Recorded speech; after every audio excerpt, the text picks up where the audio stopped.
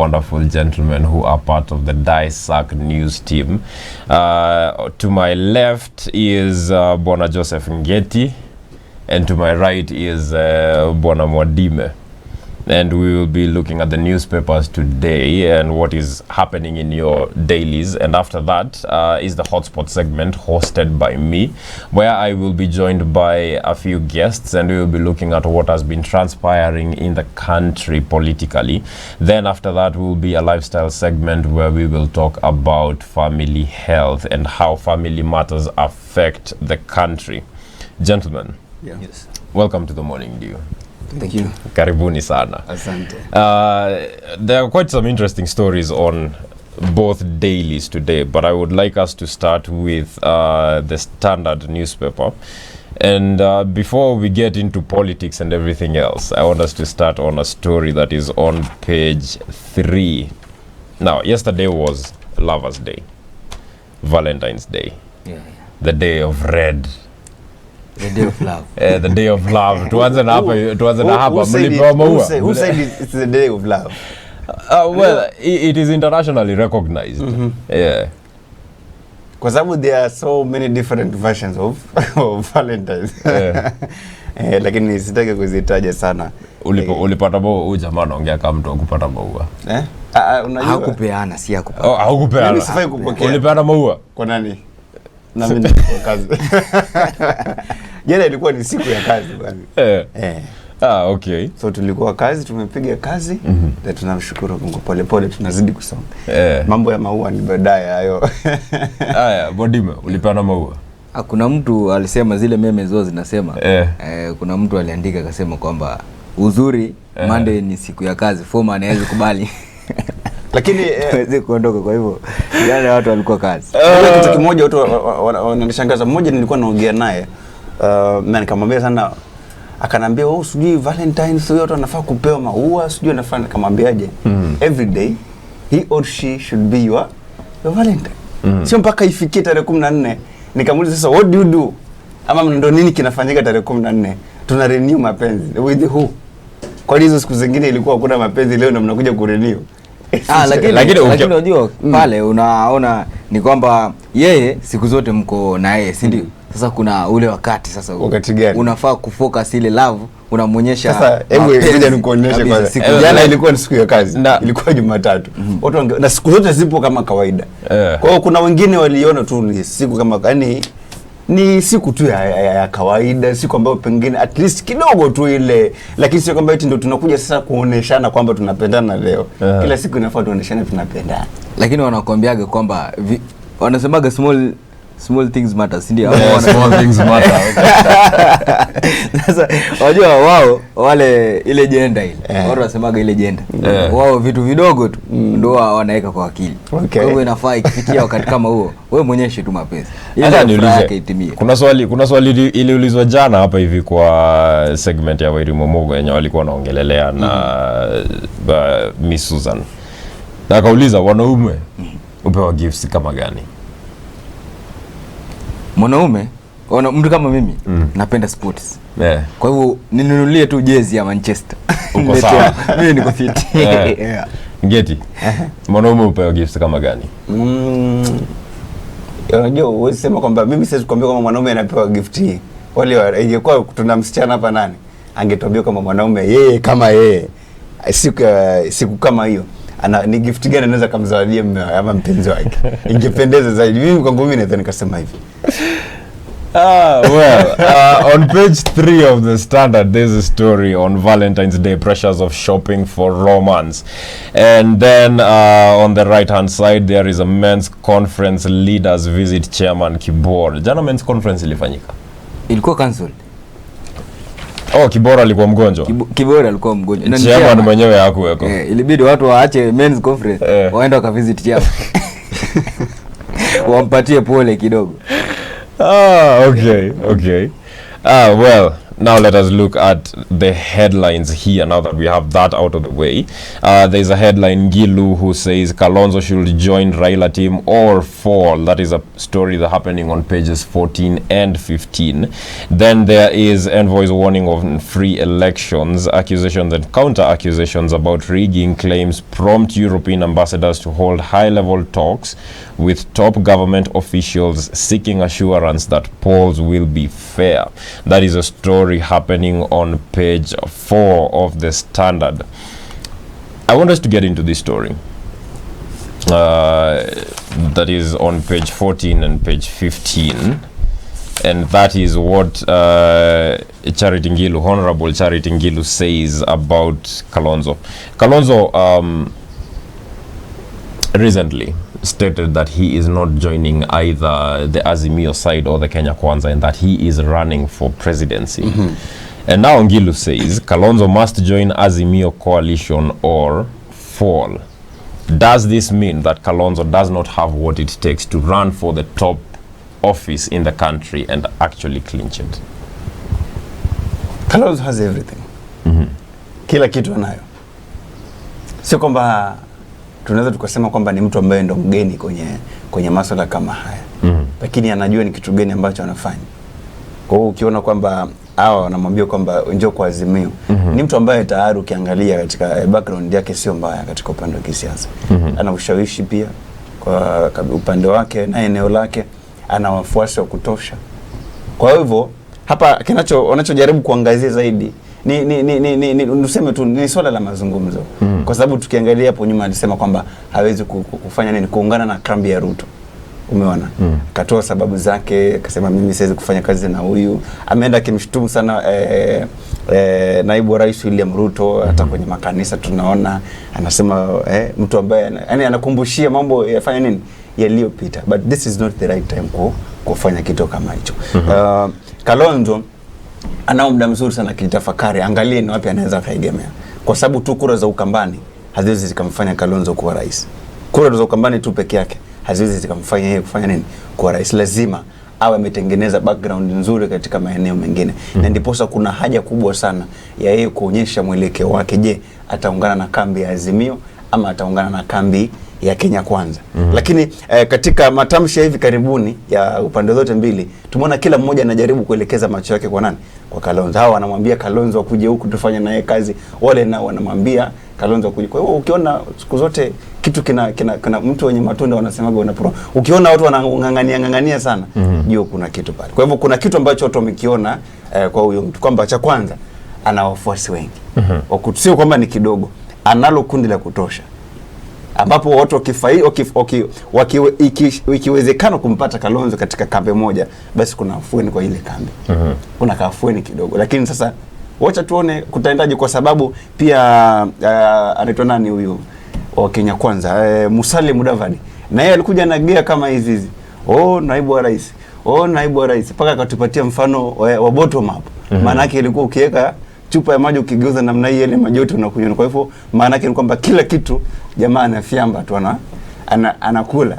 Sasa umeona sasa. Kwa hivyo alikuja na tafsiri kama ile, lakini mwisho wa siku nini kilitokea? Tulimkuta kwenye ile kambi ya nani? Ya naibu wa rais. Kwa hivyo pia huyu hatuwezi shangaa kuona kwamba unamkashifu mtu alafu baadaye tena unaungana naye. Na baada ya muda usio mrefu tutaangalia ile timu yenye Kalonzo amejizunguka nayo, na kama inaweza msaidia kuzunguka nchi mzima, kwa sababu kama ulivyosema kura za Ukambani peke yake hazitoshi. Na hazitoshi. Hata tukiangalia pia juzi ule mkutano walikuwa wale viongozi wa Ukambani na waandishi wa habari. Hakuonekana pale. Bwana Modime. Naam. Una mawazo yapi kuhusu, ukiweza kuangalia history ya Kalonzo? Hajakuwa mtu wa yani kusimama na kile ambacho anasema. Ukiweza kuangalia hata kupata lile jina la watermelon pale ilikuwa ni kulingana na mambo yake ya kisiasa. Kwa maana yake utakuta ataegemea upande fulani alafu baadaye atageuka. Ndio unakuta wengi wanasema kwamba yeye anasema atapita katikati kama Kalonzo. Unaona kama atageuka One Kenya Alliance. Lazima kati ya UDA na Azimio kuna moja ataingia. Atatoka Kenya, One Kenya Alliance. Atatoka. Hata simama na hiyo One Kenya Alliance. Lazima ataingia katika hizi mirengo mbili, moja ataingia. Kati ya Azimio na moja hii ya Kenya Kwanza. Kenya Kwanza. Lakini unajua kuna watu wanasema Kiswahili yangu imeisha. There are some people who are saying that Kalonzo will be the deciding factor of the August 9th elections. That is, once the three horses so far in the race run, there will be a runoff between the two strongest ones, and Kalonzo will be the deciding factor, meaning that whichever side he leans towards is the side that will win. Ukisema hivyo inaweza kuwa kuna kaukweli kidogo, kwa sababu ukiweza kuangalia vile mwenzangu alikuwa amesema kwamba Kalonzo kuna wafuasi. So wale wafuasi sasa hivi wanajaribu kuangalia ni wapi Kalonzo ataegemea upande wake. Kwa hivyo wao wako pale kwa sababu ya Kalonzo. Kwa hivyo akisema atawei upande fulani. Sasa itategemea na yule mwingine, ile political audience yako nayo imefikia percentage ngapi. Kwa hivyo ikiwa ako nayo ameshikilia percentage fulani, ile akiegemea pale Kalonzo, obviously lazima kuna ile wafuasi ataleta pale. Kwa hivyo itakuwa imempatia more advantage kidogo. Na Bwana Ngeti, ukiangalia ile timu yenye Kalonzo amejizunguka nayo, is it a team that is capable of taking him to State House? Katika upande wa timu ambayo amekuwa akizunguka nayo Kalonzo, naweza sema ni, unajua tatizo ukiwa kama vile mwenzangu alisema, unakuwa mara kwa nini little watermelon, mara kigiugio, yani unakuwa kama kinyonga. Ueleweki leo uko huku. Wale watu, mtu ambaye yuko kama ana tabia za kinyonga, huwezi kumbashiri. Kwa sababu gani nasema hivyo? Leo anaweza kavaa nguo ya kijani, kesho amevaa nguo nyeupe. Kesho amevaa sijui nguo ya samawati, kesho amevalia udhurungi. Sasa mtu kama huyu unashindwa utamweka kwenye kundi gani? Kwa sababu leo na kesho. Juzi niko nakumbuka hapo nyuma nilisema siasa si hasa. Leo anaweza kaamka leo akakwambia kwamba leo siwezi kabisa, lakini kesho akakwambia inawezekana. Na mtu huyo ndio alikuwa anasema kwamba jana hawezi kuambatana na mtu kama huyo. Kwa hiyo ni sana tujaribu kulipa muda, tuangalie kama ataelekeza macho yake wapi, japo muda kwa sasa hivi umekimbia. Na yeye alisema kwamba yupo moja kwa moja anaingia wapi? Debeni. Lakini pia kiangalia uhalisia, yani kuna vitu ambavyo lazima aviweke sawa katika upande wake. Katika swala la kutafuta kwanza uwe maarufu, lakini atatumia chama chake cha Wiper pia. Lazima alikimarisha vya kutosha nchi nzima, kama vile alivyofanya naibu wa rais ndani ya mwaka mmoja huu na miaka nyuma. Chama kimeimarika kwa muda mfupi sana, kimekuwa kama ndio chama kikuu cha upinzani. Kwa hiyo kuna vitu kama hivyo vya kuzingatia, hasa kwa mwanasiasa kama huyu mkongwe, kuangalia ni njia gani sahihi. Lakini tunasema kwamba kuna watu wanacheza na nini? Wanacheza na akili. Ni kama anaweza sema hajatumia anachotaka kujaribu kutumia hapa ni kwamba anataka kujihakikisha kwamba ni kambi gani ambayo itaweza kuingia Ikulu ndio ajiunge. Yani mpaka sasa hivi bado yuko 50-50. Je, niingie Kenya Kwanza ama niingie Azimio? Kwa sababu ana kile anachokiona kwamba naweza nikaingia Azimio alafu nikazimia. Umeona? Na ikafanya nini? Ikafa kabisa. Na naweza kaingia Kenya Kwanza na ikawa ndio hivyo pengine mwisho wake. Kwa hiyo kuna kile anajaribu kukiangalia, ana balance ile karata. Hajaamua kufanya maamuzi ya haraka. Kwa hivyo tunaweza tusije tukamjaji mapema. Wacha tumuangalie kwanza kwenye kilo, kwenye mizani anakaa upande gani. Kwa sababu tunaweza tukasema kwamba ameamua kuingia Kenya Kwanza. Alafu je, pengine kwa matamanio yake pengine anataka, unajua anaweza kuwa huko mguu ndani mguu nje kwamba niko hivi. Sasa tujaribu kumwangalia, pengine anaweza akabadilisha nia yake pale hatua za mwisho kidogo, kwamba sasa dirisha linaenda kufungwa, watu wao wametulia, alafu waingie kwenye kampeni. Labda ndio tutamsikia pengine ameingia huku ama huku, kwa sababu ni wanasema kwamba wakiwa pande huu na hao wakiwa pande huu wanafanya nini? Yeye ni mtu kupita katikati. Bwana Wadime, unaona kama ile timu yenye Kalonzo wako nayo itamsaidia, inaweza kumfikisha Ikuluni? Kwa sasa hivi hatuwezi sema, kwa maana yake wanasema kwamba kwa sasa hivi kufikia sasa hivi farasi ni wawili. Ukiangalia ni Azimio na UDA. Kwa hivyo yeye nadhani vile mwenzangu amesema anajaribu kuangalia ni wapi umaarufu utakuwa zaidi ili aweze labda kujiunga na wao. Ama labda kama hatajiunga na wao, hakikishe kwamba ameweza kuwapokonya wale votes, umeona. Ndio labda mpaka kwa sasa hivi hajaweza kuweka nia ambayo kama ataingia na chama hicho ambacho amesema atakuwa anaingia nacho, ama labda ataweza kujiunga na hao wengine. Sasa labda yuko pale kuangalia ni vipi hivi vyama viwili vitaweza kuperform pale. Ndio alafu akuje pale vile aweze kuweka azma yake kamili, tuweze kujua kwamba atajiunga na chama kipi cha kisiasa aweze kupigania nacho. Kwa maana yake aliweka wazi kwamba yeye yuko debeni na atakuwa anapigania kiti cha urais. Na ni mara nyingi tumemsikia akisema hivyo, na baadaye hakuja rudi nyuma. Hatuwezi jua kwa sasa hivi, labda kama ameamua twende nalo kabisa. Sasa hatuwezi jua kufikia sasa hivi. Kwa hivyo siwezi sema kwamba eti ile timu ako nayo kwamba itakuwa haiwezi kumsaidia, na siwezi pia sema kwamba inaweza kumsaidia. Kwa sasa hivi wacha tuangalie ile angle ambayo ataweza kuchukulia. Na tukigeukia story nyingine yenye iko kwa page 4 of the Standard, envoys top officials in talks over rigging claims. Recently, there has been a lot of back and forth between the Kenya Kwanza team and the Azimio team. And the Azimio team has been accusing the Kenya Kwanza team of conspiracies to rig the elections. And over the weekend, Honorable Sabina Chege was caught saying that the team that she was in the previous elections rigged, and that they may be able to do something of a similar sort during the August 9th elections. And that has now brought us to this point where the envoys of the European Union, the headline basically reads, accusations and counter-accusations about rigging claims prompt European ambassadors to hold high-level talks with top government officials seeking assurance that polls will be fair, keeping in mind that unfair polls have in the past been the result of violence and destabilization in the country. So that is a story that we'll be looking into in a short while before we turn to the Daily Nation. This is the Morning Dew. We are reviewing the newspapers, the stories that are making your headlines. Remember, we are live on Facebook, we are live on YouTube, and you can send us an SMS on 23595. Leave us your feedback on any one of our social media platforms, and we will be sure to sample some of them at the end of this show. You can also send us a WhatsApp message on the number on your screen. See you after the short break. .com or on any one of our social media pages. We are live on YouTube and Facebook, so tell a friend to tell a friend who tells a friend. Now today we're doing things a bit differently.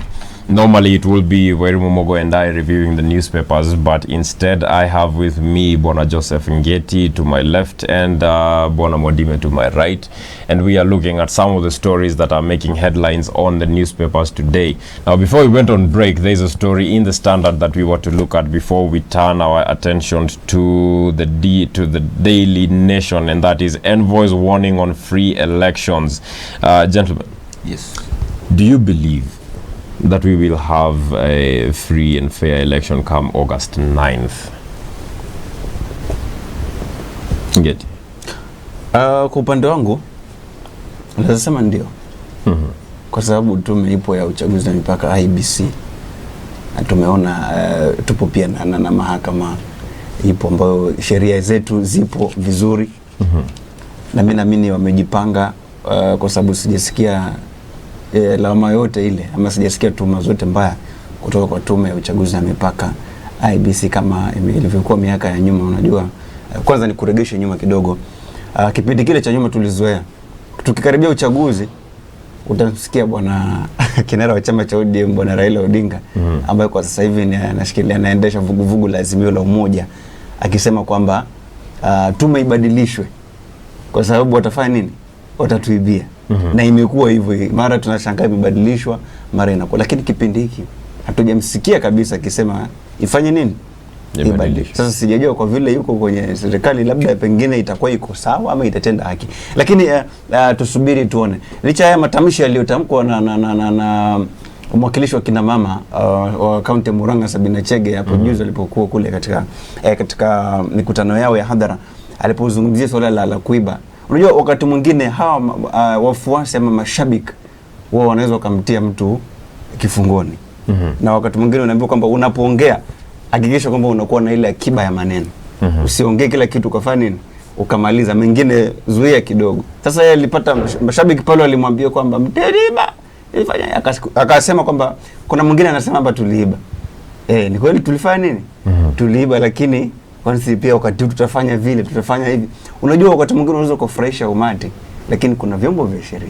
Kuna mashirika tofauti ambayo yanaangazia masuala kama haya. Kwa hivyo pale aliona kama ni kitu kidogo aliongea, lakini kilikuwa impact yake ni kubwa sana, kwa sababu hatuangalie tu umeongea nini, tunaangalia ile impact ya ulichoongea. Itasababisha madhara gani? Na ndicho kilichotokea mpaka akaitwa na tume ya IEBC kufanya nini?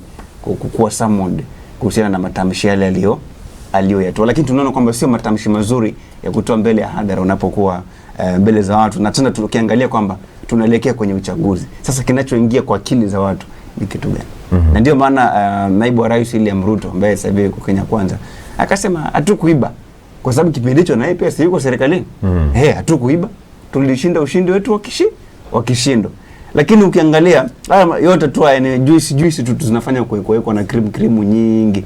Lakini ukweli wa mambo na uhalisia wa mambo tukiliangalia kwa undani zaidi, kuna siri ambayo imejificha hapa. Sasa hatuwezi kuzungumzia siri yenyewe kwa sababu wenyewe wanaijua. Labda waje hadharani tuambie kwamba ni kweli kilifanyika ama ni hakuna, sio kweli kilichofanyika. Kwa hiyo mengi wanaweza kutuambia, ukishikwa vizuri hawa watatuambia vizuri.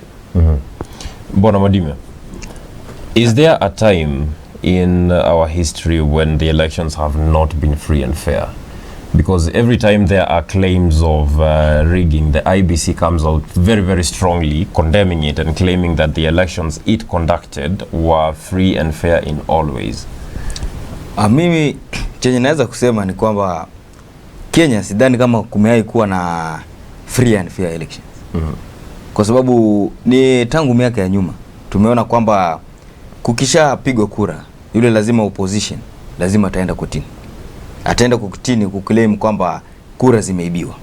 Na akiclaim pale kesi itasikizwa ndio, lakini atabaki kuwa rais. Tukiangazia kwa sana mwaka 2017 2017 uchaguzi ambao ulikuwa umepita juzi, tuliona kwamba kiongozi wa upinzani ambaye ni Raila Amolo Odinga alielekea kotini akasema kwamba kura zimeweza kuibiwa, na koti ikaweza kupeana order kwamba ziweze kurudiwa, kwa sababu kulionekana kwamba kuna chembe kwamba zile kura zimekuwa zimeibiwa pale hivi. Na alipoelekea kotini wakasema ni kweli uchaguzi uweze kurudiwa pale. Kidogo yeye akaweza kujitoa, lakini pale uchaguzi kulionekana kwamba uchaguzi haukuwa wa haki na usawa. Na mimi nitaweza kusema kwamba hata ukiweza kuangalia uchaguzi wa mwaka huu kwa sasa hivi, mimi sidhani kama utakuwa, kwa sababu ukiweza kuangalia mpaka sasa hivi ni kama IEBC, mimi sioni kama imeweza kujipanga vilivyo, kwa sababu juzi tarehe 9 ndio ilikuwa itoe ile auditor, lakini haikutoa bado, ngumaanisha bado inangoja. Sasa kwa sasa hivi kuna mtu alielekea mahakamani kuweza kuclaim pale kwamba Chebukati hayuko fit kuweza kuongoza IEBC. Na kwenda kuclaim sasa hivi kuna watu ambao wanamtetea akisema kwamba bado hayuko fit Chebukati kuweza kuendeleza kuongoza IEBC. Na ukiweza kuangalia kwa sasa hivi tunaelekea katika uchaguzi mkuu ambao uko Agosti 9. Inafaa kufikia sasa hivi IEBC imeweza kujipanga pale vizuri ili ifikiapo tarehe 9 mwaka huu tuweze kujua kwamba IEBC itakuwa imeleta kila kitu kiko mezani pale vile. Kiko wazi, tujue kwamba budget ya mwaka huu wa uchaguzi ni fulani na fulani na fulani. Lakini kufikia mpaka sasa hivi wanasema kwamba pesa bado haijatosha. Ile budget walipeana ya 40 billion bado haijatosha. Hawajaweza kupata pesa yote ya kutosha ya kuweza kufund elections. Tukiona kwamba kuna mtafaruku yani pale katika kupeana ile pesa na IEBC kujipanga. sidhani kwamba watakuwa wameweza kujipanga ifikia hapo tarehe 9 Agosti ili waweze kuhost election ikuwe nzuri. Well, we can only hope and pray for the best. Na sasa tukigeukia Daily Nation, kuna story iko hapo kwa headline, making of a loud messy divorce. This is of course a story that is referring to the relationship that has been there between the president Uhuru Kenyatta and his deputy Dr. William Ruto. And well, as Kenyans can remember, at the very beginning of their first term, there was a lot of bromance between the two, where they would wear matching outfits, matching shirts and suits and ties and everything, and they would be seen walking around laughing and giggling a lot. But recently they are up in arms against each other, and that is basically the story that is running on the headlines of the Daily Nation.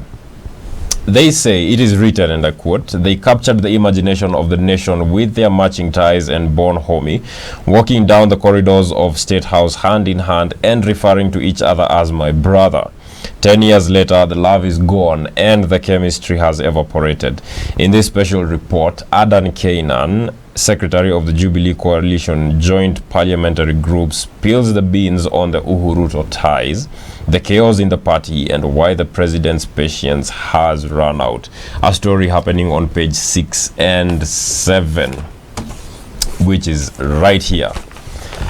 Now, during this interview, there's one question that there are some questions in here that I would want us to focus on, and then you, our viewer, can buy the Daily and go through the whole interview. It is very, very interesting. The question I want us to start with is this. The Jubilee Party is viewed by many of its members as dead and buried. Do you think it is possible to resurrect it with just 6 months to the election and for it to make an impact? The president has of course stated that he is now trying to revive the Jubilee Party, return it to its former glory. So is it possible for this to happen? Swali zuri. Unajua, ukiangalia kwa sasa hivi chama cha Jubilee ndicho kilichokuwa madarakani. Ndio, muungano wa Jubilee. Lakini sasa hivi walikaribisha muungano mwingine ambao ulikuwa ni upinzani. Na ukiangalia wameleta upinzani kwenye serikali, na upinzani ukaingia ili wanasema ndani kabisa. Na wanachokifanya sasa sio Jubilee tena inazungumziwa kwenye ile azimio ambalo rais amesema kwamba azimio ndio litaweka watu pamoja. Wala huwezi kusikia sijui Jubilee, wala huwezi kusikia sijui nini. Unachosikia nikimnukuu Junet Mohamed juzi alikuwa anasema kwamba kila mbunge, kila sijui MCA, kuanzia MCA ngazi ya chini mpaka ngazi ya juu, wote watoke ODM. Sasa Jubilee imezungumziwa wapi hapo? Na ni kwa namna gani sasa hivi Jubilee inaweza ikaimarisha chama chake wakati hapo ndani kuna Azimio? Nakumbuka Azimio alikuwa mpinzani, na alipoingia serikalini sasa amekuja na nguvu yake ya tofauti, mpaka wale waliokuwa ndani ya serikali ni kama hawaonekani tena. Kwani kuna vyama vingapi vilikuwa Jubilee? Vingi. Vikaleta ule muungano wa Jubilee. Kulikuwa kuna sijui ni PNU, URP, vyote vilikuwa ndani, ndio vikatengeneza ule muungano wa Jubilee. Na sasa hivi kumbuka kuna vyama ambavyo vimekuja kutengeneza muungano wa Azimio la Umoja. Je, Jubilee iko ndani ya Azimio la Umoja? Hiyo swali tunafaa kujiuliza. Kama ipo ndani ya Azimio la Umoja basi sawa, lakini ukisikia siasa za Azimio wanasema kwamba kuanzia aliye chini mpaka wa juu wote watoke wapi? ODM. Kwa hiyo wanataka kuweka yote inakuwa ni ODM.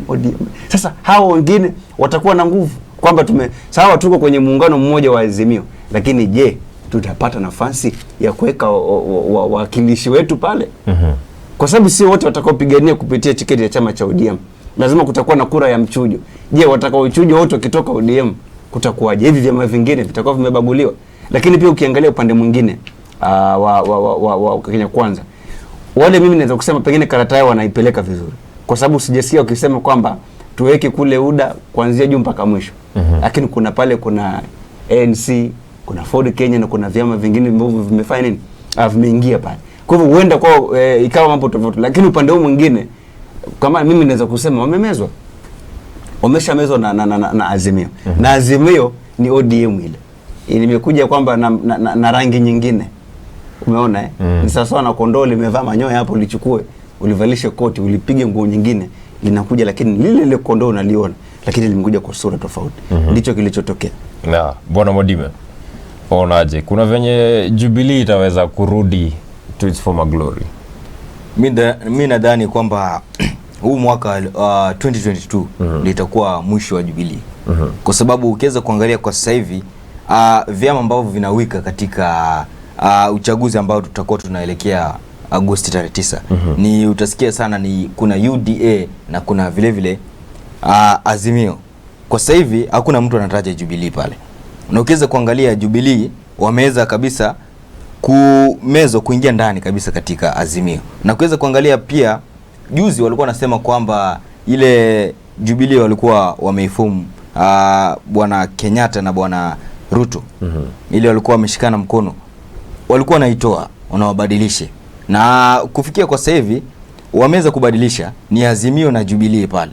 Lakini ukiweza kuangalia kwa katika ukiweza kufuatilia siasa ni kwamba utasikia sana Jubilee ikiweza kutajwa pale vile. Utasikia sana kiongozi mwenye anatajwa ni Raila Amolo Odinga. Na watu wengi wanamfahamu kwamba kiongozi wa Azimio Raila Amolo Odinga ni chama cha ODM kutoka hapo nyuma. Na ukiweza kuangalia kwa sasa hivi siasa ambayo inaweza kupigwa pale haijaweza kuweka sana ndani masuala ya Jubilee. Wengi wanaangalia sana ODM. Na wengi ambao ukiweza kuangalia juzi alipokuwa kule Kisumu, Homa Bay, akiwa na Wanga yuko katika chama cha ODM.